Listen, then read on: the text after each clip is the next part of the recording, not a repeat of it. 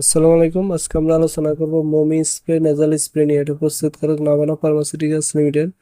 এটা generic name মোমেটাসন ফিউরেট 50 microgram.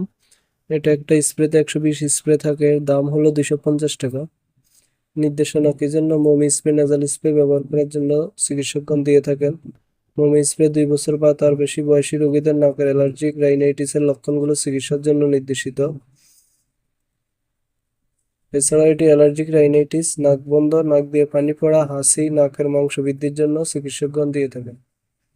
Pharmacology: মোমেটাসন ফিউরেট হলো একটি কর্টিকস্টেরয়েড যার প্রদাহ বিরোধী কার্যকলাপ রয়েছে। অ্যালার্জিক রাইনাইটিসের কর্টিকস্টেরয়েডের কার্যকারিতা সুনির্দিষ্ট প্রক্রিয়া জানা যায়নি। মাত্রা ও সেবন বিধি: কিভাবে মোমি স্প্রে নাসাল স্প্রে ব্যবহার করার জন্য চিকিৎসকগণ দিয়ে থাকেন। 12 বছর বা তার বেশি বয়সীদের জন্য এক স্প্রে করে দিনে একবার অথবা দুইবার। 18 বছর বা তার বেশি বয়সীদের জন্য 2 স্প্রে করে দিনে দুইবার অথবা একবার চিকিৎসকগণ দিয়ে থাকেন। এছাড়াও চিকিৎসকের পরামর্শ অনুযায়ী সেব্য। পার্শ্বপ্রতিক্রিয়া: মোম স্প্রে সাধারণত পার্শ্বপ্রতিক্রিয়া রয়েছে, যেমন মাথা ব্যথা, ভাইরাল সংক্রমণ, ফারিনজাইটিস, এপিট্যাক্সিস এবং কাশি।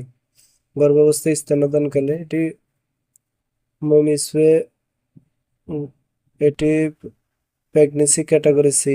গর্ভবতী মহিলাদের মধ্যে কোনো পর্যাপ্ত সুনিয়ন্ত্রিত গবেষণা নেই। মোমেটাসন ফিউরেট ও অন্যান্য কর্টিকস্টেরয়েডের মতো গর্ভাবস্থায় শুধুমাত্র তখনই ব্যবহার করা উচিত যদি সম্ভাব্য উপকারিতা ভ্রূণের সম্ভাব্য ঝুঁকির চেয়ে বেশি ন্যায়সঙ্গত হয়। মানুষের দুধে মোমেটাসন ফিউরেট নির্গত হয় কিনা তা জানা যায়নি। যেহেতু অন্যান্য কর্টিকস্টেরয়েডগুলি মানুষের দুধে নির্গত হয়, তাই মোমেটাসন ফিউরেট নাসাল স্প্রে ব্যবহারের পূর্বে অবশ্যই সতর্কতা অবলম্বন করা উচিত। এছাড়াও গর্ভাবস্থায় স্তন্যদানকালে অবশ্যই চিকিৎসকের পরামর্শ নিয়েই ব্যবহার করতে হবে। থেরাপিউটিক্যাল ক্লাস: নেজাল স্ট্রেট